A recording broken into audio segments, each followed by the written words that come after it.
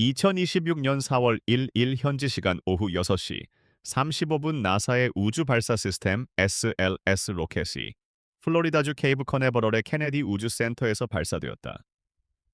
이는 53년여 만에 처음으로 인간 승무원이 달을 방문하기 위해 지구를 떠난 순간이었다.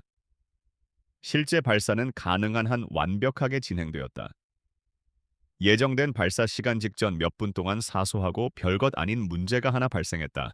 흔히 FTS 비행 중단 시스템으로 알려진 이 시스템의 측정값이 지상 요원들에게 약간의 우려를 불러일으켰다. 본질적으로 이는 로켓의 주 연료 탱크에 부착된 일련의 폭발물로 로켓이 공중에 있는 동안 부스터가 통제력을 상실할 경우 자폭 장치 역할을 한다. 따라서 로켓이 사람들에게 떨어질 위험이 생기기 전에 로켓 전체가 폭발하고 승무원은 임무를 중단하며 캡슐은 안전하게 이탈하게 됩니다. 따라서 이런 시스템을 사용하지 않기를 바라더라도 만일의 사태에 대비해 제대로 작동하기를 원합니다. FTS 주변의 사소한 문제로 인해 발사는 오후 6시 24분으로 예정된 발사 시간대 시작 시각보다 불과 몇 분 지연되었습니다. 하지만 지상팀이 시스템 자체는 완벽하게 작동하고 있으며 단지 센서 판도값에 오류가 있었음을 발견하자 문제는 신속하게 해결되었다. 예산 초과와 일정 지연으로 가장 잘 알려진 나사의 가장 강력한 로켓인 SLS의 험난한 여정을 지켜봐 온 사람이라면 누구나 이 소식에 기분 좋게 놀랐을 것이다. 지난 2월 시스템 테스트 도중 이 특정 스택에서 수소 누출이 발생했을 때 이는 올해 초 나사의 문제를 일으켰다. 이 문제가 해결된 지 며칠 뒤에는 헬륨 누출이 발생했다. 그 결과 나사는 우주선을 조립 건물로 다시 들여와 분해 및 재조립한 후 승무원을 기다리기 위해 발사대로 보냈다. 나사의 달 로켓에 탑승한 4명 중 3명은 미국 우주비행사다. 임무 전문가 크리스티나 쿡 조종사 빅터 글로버 그리고 임무 사령관 리드 와이즈먼이 그들이다. 캐나다 우주국 소속의 임무 전문가이자 유인 달 탐사 임무에 참여하는 최초의 캐나다인인 제레미 헨슨이 그들과 합류한다. 그러나 그는 아르테미스 계획의 유일한 외국인 참가자는 아니다. 유럽 우주국과의 계약에 따라 승무원 캡슐 하단에 부착되어 전력 추진력 생명 유지 장비를 공급하는 서비스 모듈은 실제로 독일에서 제조되었다. 승무원들은 우주선 로켓 그리고 아르테미스 프로그램 전체가 통합된 특성을 기리기 위해 우주선의 이름을 인티그리티로 명명했다. 이는 미국 전역과 전 세계의 사람들이 협력하여 이번 임무를 가능하게 했다는 점을 반영한 것이다. 나사가 지금까지 발사한 로켓 중 가장 강력한 로켓을 타고 인티그리티호와 승무원들은 부스터 점화 후 불과 몇 초 만에 플로리다 해안 위에 맑고 푸른 하늘로 상승했다. 발사 8분 30초 후 지상에서 약 100마일 상공에 도달했을 때 로켓 엔진이 꺼지고 우주선은 지구 궤도로 분리되었다. 이 시점부터 인티그리티는 SLS의 상단 단계에 연결된 상태로 유지되며 이 상단 단계에는 우주선을 약 4만 3,500마일 상공까지 추진할 수 있는 단일 로켓 엔진이 장착되어 있다. 승무원들은 발사 약 1시간 후 이 높은 지구 궤도에 도달한 뒤 달로 향하는 여정을 잠시 중단하고 우주선의 철저한 시스템 점검을 수행했다. 이는 비행 중인 오리온 시리즈 캡슐 중 두 번째이자 인류를 태우고 비행하는 첫 번째 사례인 만큼 달로 향하기 전에 모든 것이 제대로 작동하는지 확인하기 위함이다. 또한 승무원들은 이 기간 동안 몇 가지 문제를 보고했다. 범용 폐기물 처리 시스템 화장실을 우아하게 표현한 말의 문제가 첫 번째이자 가장 유감스러운 사안이었다. 이 새로운 우주선에는 완전한 화장실 칸이 마련되어 있는데 이는 현대 승무원이 달로 향하는 데 있어 가장 큰 발전 중 하나가 될 것으로 기대되었다. 이전 아폴로 승무원들은 개인 위생을 위해 비닐봉지만 사용해야 했다. 우주비행사들은 소변 호스가 제대로 작동하지 않는 흡입팬의 결함으로 인해 소변을 볼 때는 접이식 비상소병이 콜라에프스트 컨틴전시 유리날이라는 장치를 사용해야 했는데 이는 가방에 소변을 보는 것을 우아하게 표현한 말이다. 그러나 대변을 볼 때는 우주 화장실이 정상적으로 작동했다. 마이크로소프트 아웃룩 이메일의 IT 오류가 그들이 겪은 유일한 추가 문제였다. 승무원들은 공식 나사 계정을 2개 가지고 있었다고 전해지지만 둘 다 사용할 수 없었다. 마이크로소프트 팀즈를 사용해 본 사람이라면 이 소식에 놀라지 않을 것이다. 그러나 지상 관제팀은 만장일치로 4월 2일 저녁 인티그리티 호위 달 주입 궤도 진입 연소 트랜스룰러 인젝션 번을 승인했다. 이 시점에서 유로피언 서비스 모듈의 주 엔진이 점화되어 궤도를 지구 주위에서 달 주위로 변경한다. 점화가 완료된 후 우주선은 자유 귀환 궤도로 알려진 매우 특정한 경로를 따라 이동하게 된다. 조정의 대부분이 두 천체 사이의 중력에 의해 이루어지기 때문에 이는 지구에서 달로 갔다가 다시 돌아오는 가장 효율적인 방법이다. 달에 가까워지면 달의 중력이 필연적으로 우주선을 달의 뒷면으로 끌어당겨 우주선을 왔던 길로 되돌려 보낼 것이다. 그 시점에서 지구의 중력이 작용하여 우주선을 지구로 되돌리기 시작합니다. 팀은 비교적 느린 여정을 보내기 위해 카메라를 지구 쪽으로 돌려 촬영하며 시간을 보냈습니다. 이 최초의 고해상도 디지털 사진들에는 지구 전체가 한 장의 프레임에 담겨 있습니다. 우리가 보는 지구 사진의 대부분은 합성 사진으로 지구 전체를 보여주기 위해 여러 장의 개별 이미지를 합쳐야 했습니다. 이는 일반적인 지구 궤도에 있는 어떤 물체도 지구 전체를 관측하기에는 너무 가깝기 때문이다. 현재 헬로 월드라고 불리는 이 사진은 4월 3일 니콘 D5 카메라의 광각 렌즈를 사용하여 우주 공간에서 약 10만 마일 떨어진 거리에서 촬영되었다. 지구에서 보이는 빛은 사실 달에 반사되어 지구의 밤쪽을 비추고 있는 것입니다. 지평선 위로 태양의 첫 빗줄기가 막 떠오르기 시작하는 것을 볼 수 있기 때문입니다. 이 장면은 육안으로는 훨씬 어둡게 보였겠지만 극도로 어두운 환경에서도 디테일한 사진을 촬영할 수 있는 니콘 D5의 뛰어난 성능 덕분에 생생하게 재현되었습니다. 인티그리티 호 승무원들은 주요 임무인 달 근접 비행을 앞두고 토요일과 일요일 이틀 동안 우주선 내에서 테스트와 실험을 진행하는 동안 창밖으로 지구가 점점 작아져 가는 모습을 지켜보았습니다. 아르테미스 2호가 도달할 거리는 모든 아폴로 달 탐사 임무와 차별화되는 점입니다. 승무원들은 지구에서 가장 멀리 떨어진 지점에서 약 25만 2천 마일 떨어진 곳까지 비행했는데 이는 인류가 지구에서 가장 멀리 이동한 기록이다. 약 4천 마일 상공에서 우주선 창문을 통해 달 전체를 볼 수 있기 때문에 이는 그들에게 달 자체에 대한 매우 독특한 전망을 제공한다. 승무원들은 마치 팔끝에서 농구공을 들고 있는 것처럼 달이 크게 보일 것이다. 아폴로 승무원들은 훨씬 낮은 고도불과 수백 마일에서 달을 공전하고 있었기 때문에 한 번에 아주 작은 영역만 볼 수 있었고 항상 달의 적도를 따라 돌았기 때문에 극지방을 제대로 관찰할 기회가 없었습니다. 이제 승무원이 접근 과정에서 달 표면에서 발견한 두 개의 미해결 분화구는 본질적으로 이번 임무의 정서적 핵심입니다. 이 새로운 크레이터 중 하나는 이번 임무와 그들을 그곳으로 실어 날은 우주선을 기리기 위해 인티그리티라고 명명하자는 제안이 나왔다. 두 번째는 파운드리의 근측면과 원측면 사이에 위치한 밝은 점 모양의 크레이터다. 이 크레이터는 2020년에 세상을 떠난 리드 와이즈먼의 고고 부인을 기리기 위해 캐롤이라고 명명하자는 제안이 있었다. 승무원이 처음 발견한 매우 흥미로운 것 중 하나가 바로 그 밝은 점들이었다. 달의 칙칙한 회색과 대조적으로 이러한 최근의 충돌은 표면 바로 아래에 있던 밝은 색의 물질을 솟아오르게 했습니다. 크리스티나 쿡에 따르면 이 점들은 너무 밝아서 마치 지도 그늘막에 뚫린 구멍처럼 보인다고 합니다.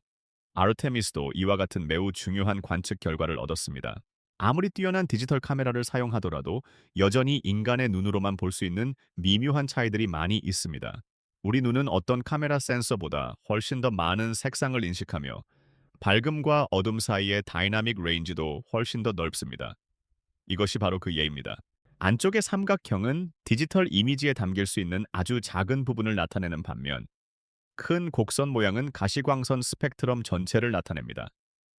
따라서 이미지가 여전히 엄청난 중요성을 지니고 있음에도 불구하고 우주 비행사들이 달에서 자신의 눈으로 본 것을 묘사하는 1인칭 서술은 아르테미스 임무에서 얻은 가장 독보적인 데이터입니다. 예를 들어 승무원들은 달이 지구에서 보이는 것처럼 실제로는 그렇게 회색빛이 아니라는 것을 관찰했습니다. 충돌 크레이터의 특정 지역에서는 뚜렷한 갈색 톤과 심지어 약간의 녹색 기색까지 관찰되었습니다. 인티그리티 호가 달에 가까워질수록 근면과 원면을 가르는 경계선을 넘기 시작했습니다. 오리엔탈레 분지는 이러한 전환점을 표시하는 거대한 충돌 크레이터입니다. 이 분지는 38억 년 전 형성되었으며 지름이 600마일에 달합니다. 아르테미스 임무는 인류가 이 분지를 전체적으로 목격한 최초의 사례였습니다. 우주선이 오리엔탈레 분지를 지나자 달의 뒷면이 모습을 드러내기 시작했습니다. 여러분은 이런 모습의 달을 본 적이 없을 것입니다. 이곳은 때때로 어두운 면이라고 불리지만 달의 다른 부분과 마찬가지로 동일한 양의 햇빛을 받습니다. 이상한 점은 이 면이 항상 지구에서 멀리 떨어져 있기 때문에 우리는 위성 사진을 통해서만 전체 모습을 볼 수 있었다는 것입니다. 바로 보시게 될 것처럼 이 지역은 훨씬 더 밝은 색을 띠고 있습니다. 달의 이면에는 우리가 익숙하게 보아온 커다란 어두운 반점들이 전혀 없습니다. 우리는 화산 활동이 어떤 이유로든 지구 쪽을 향한 면에 집중되어 있었다는 사실을 알고 있지만 그 이유는 알지 못합니다. 그것들은 수십억 년 전 달이 형성되던 시절 용암암으로 채워졌던 고대 화산 호수들입니다. 아르테미스 계획은 이러한 수수께끼 중 일부를 풀기 위해 추진되고 있습니다. 표면을 매끄럽게 다듬어줄 화산 활동이 없기 때문에 달의 뒷면은 크레이터로 뒤덮여 있습니다. 승무원들이 테르미네이터 선을 따라 촬영한 사진들이 이를 가장 잘 보여줍니다. 바로 그곳이 밤이 낮으로 바뀌는 경계선입니다. 여기서 낮은 각도의 태양은 밝게 빛나는 언덕과 어둡게 침잠된 저지대 사이에 강렬한 대비를 만들어냅니다. 이번 탐사 중 승무원들은 달 표면이 멀리서 보았을 때처럼 평평하지 않다고 지적했다. 이 충돌 크레이터들은 가파른 절벽과 높은 봉우리들로 둘러싸여 있어 험준하고 복잡한 지형을 이루고 있다. 남부 볼 에이킨 분지는 우주선이 달의 뒷면을 선회하는 동안 관측할 수 있었던 지역 중 하나였다. 나사는 이곳에 달 상설 기지를 건설하고 향후 아테나스 아르테미스 임무에 승무원들을 착륙시킬 계획이다. 이러한 발견들은 아테나스 착륙이 이전의 아폴로 임무와 크게 다를 것임을 여실히 보여준다. 달의 앞면에서는 적도 지역의 평탄한 화산 평원에 착륙하지만 아테나스 임무의 지형은 훨씬 더 험준하고 이동하기 어려울 것이다. 승무원들은 시선을 다시 지구로 돌릴 때 또 다른 특이한 현상을 관찰할 수 있다. 우리 행성이 달의 지평선 너머로 내려가기 시작할 때 그것은 일몰이 아니라 지구몰입니다. 이 순간 인티그리티호는 지구와의 교신을 잃기 시작합니다. 이는 레이저 기반 통신을 사용함에 따른 단순한 불운한 결과일 뿐 문제 자체는 아닙니다. 달이 우주선과 지구 사이로 들어와 연결을 차단했을 때 이 4명은 약 40분 동안 완전히 연락이 두절되었습니다. 분명 멋진 광경일 것입니다. 통신 가능 범위로 돌아오자 그들은 어스라이즈를 목격했는데 이는 1968년 크리스마스 이브에 아폴로 8호 승무원이 이 사진을 찍으면서 널리 알려지게 되었다. 그리고 이제 우리는 우리 시대만의 독특한 어스라이즈를 보게 되었다. 인티그리티호는 이제 이곳을 기점으로 달을 떠나 지구로 귀환 중이다. 그날 밤 늦게 그들은 인간의 눈으로 한 번도 본 적 없는 또 다른 광경을 목격한다. 달의 뒷면에서 일어나는 개기일식이다. 따라서 우리가 일식을 목격할 때면 보통 태양과 달의 크기가 거의 비슷해 보입니다. 하지만 이 관측 지점에서는 달이 태양보다 훨씬 더 크게 보입니다. 그 결과 승무원들은 약 54분간 지속된 개기일식 동안 행성과 별들을 배경으로 한 달의 사진을 촬영할 수 있었습니다. 달 착륙 음모론을 믿으며 왜 달에서는 별을 볼 수 없는지 궁금해하는 분들께 그 답은 우리가 달을 방문했을 때마다 항상 태양이 떠 있었기 때문입니다. 지구에서도 마찬가지로 해가 지면 별들이 나타납니다. 항해의 마지막 단계에서 팀을 귀환시키기 위한 준비가 진행되는 가운데 하루가 저물어갈 무렵 트럼프 대통령과 나사 지도부는 전화로 그들에게 축하 인사를 전했습니다. 지구 대기권에 진입하여 임무 중 가장 위험한 단계를 시작하기까지는 앞으로 4일이 더 걸릴 것이다. 지구 대기권 재진입은 까다로운 기동이다. 대기권을 뚫고 들어가려면 캡슐이 정확히 적절한 각도로 진입해야 한다. 진입 각도가 너무 완만하면 실제로 튕겨져 나가 우주로 다시 날아오르게 된다. 기울기가 너무 가파르면 캡슐이 과열되고 너무 빨리 과도한 항력을 받게 된다. 따라서 나사는 인티그리티호를 최종 진입으로 유도할 때 각별한 주의를 기울인다. 이를 위해 서비스 모듈의 기동 추진기가 사용된다. 재진입 준비가 모두 완료되면 비교적 짧은 시간 내에 많은 일이 벌어지기 시작한다. 대기권에 도달하기 약 20분 전 화약 장치가 인티그리티 캡슐을 서비스 모듈에서 분리시킨다. 서비스 모듈은 재진입 시 안전하게 소각되며 승무원에게는 더 이상 필요하지 않습니다. 분리 후 인티그리티 캡슐은 자체 기동 추진기를 사용하여 뒤집힌 뒤 열차 폐판을 이동 방향인 아래쪽으로 향하게 합니다. 캡슐은 지구 중력의 증가로 인해 상층 대기를 통과하며 하강할 때 최대 약 음속의 32, 100까지 가속합니다. 가열 과정을 시작하기에 충분한 대기가 존재하지만 이 속도에서는 캡슐이 이 고도에서 여전히 매우 희박한 초기 공기 분자들과 충돌하기 시작합니다. 캡슐 창문 밖에서 불꽃이 나타나기 시작하는 첫 징후가 감지되는 즉시 승무원과의 통신은 중단됩니다.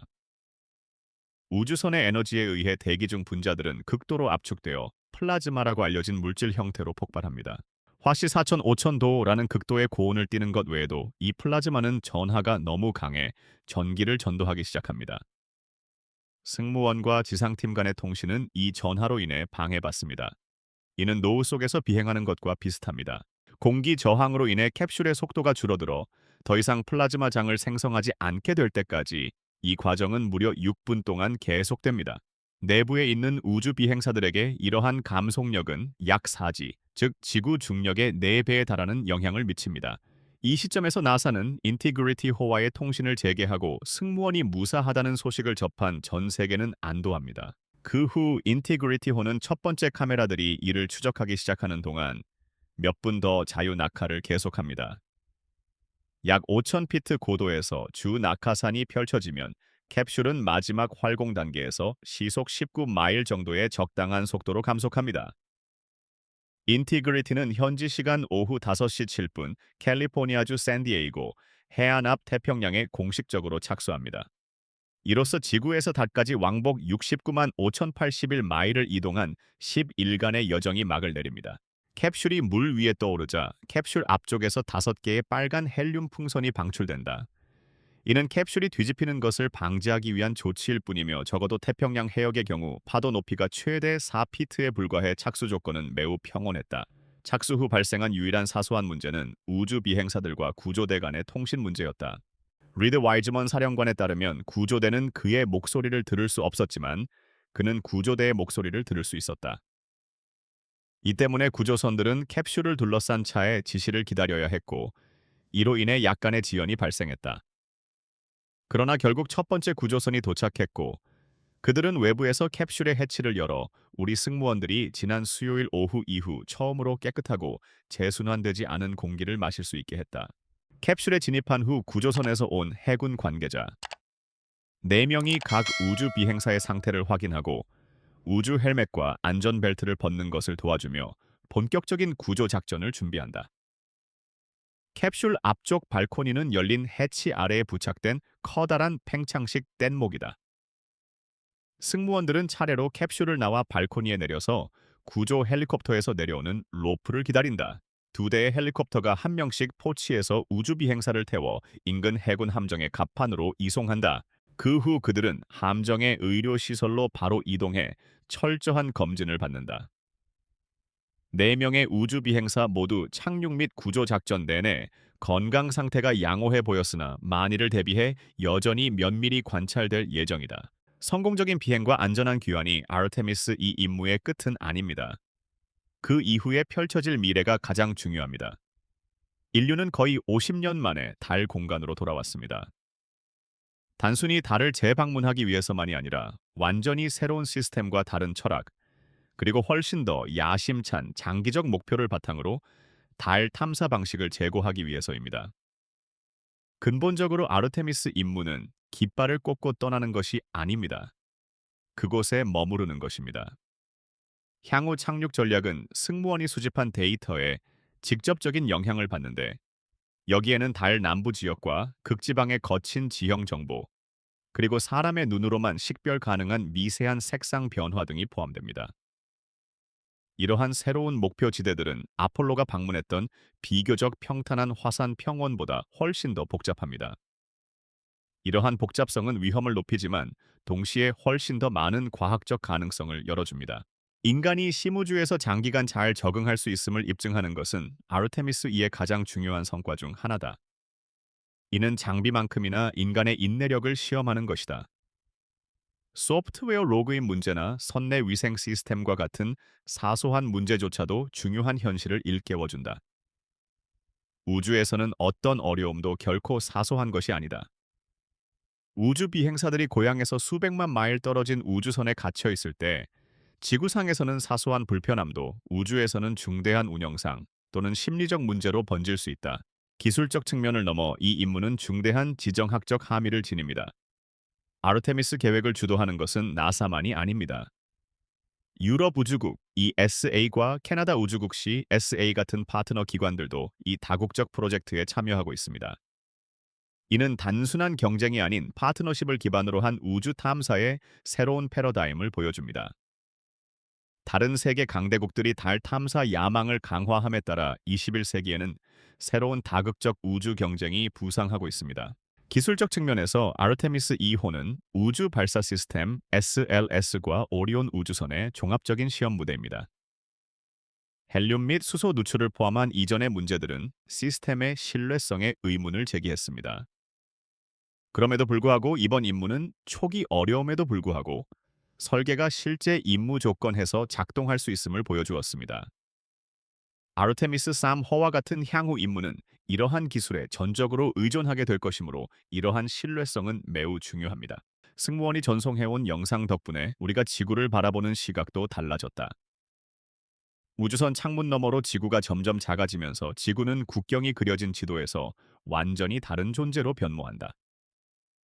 광활한 우주의 공허 속에 떠있는 연약하고 고독한 세계.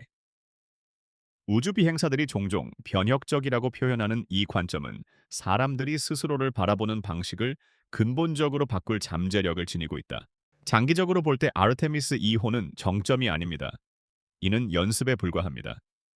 아르테미스 3호의 목표는 인류를 다시 달에 보내는 것입니다. 게이트웨이 기지와 같은 기반 시설은 아르테미스 4호 및 이후 탐사 임무를 통해 달 궤도에 건설될 것입니다. 궁극적인 목표인 화성은 그 너머에 위치해 있습니다. 이 시대의 속도와 목적은 아폴로 시대와 다릅니다. 이번에는 인류가 서두르지 않습니다. 오히려 지구 밖에서 지속 가능한 존재 기반을 층층이 쌓아가며 점진적으로 구축하고 있습니다. 아르테미스 2호는 우리가 여전히 멀리 나아가 탐사할 수 있으며 무엇보다도 한 국가가 단독으로 할 수 있는 것보다 더 많은 일을 협력하여 해낼 수 있음을 보여줍니다. 궤도에서 10일을 보낸 후 승무원들은 캡슐에서 나올 때 단순히 임무를 완수한 것 이상의 성과를 거두었습니다. 그들은 한 문호를 열었습니다. 달은 이제 인류의 우주 여정에서 먼 목적지가 아닌 다음 단계가 되었으며 이는 새로운 시대의 시작을 알리는 것입니다. 이로써 21세기 가장 중요한 유인 우주 비행 임무가 막을 내렸습니다. 이번이 저의 첫 유인달 탐사였지만 마지막은 아닐 것입니다. 새로운 우주 경쟁과 인류 문명이 달과 그 너머로 확장되는 시대의 적절한 시작입니다.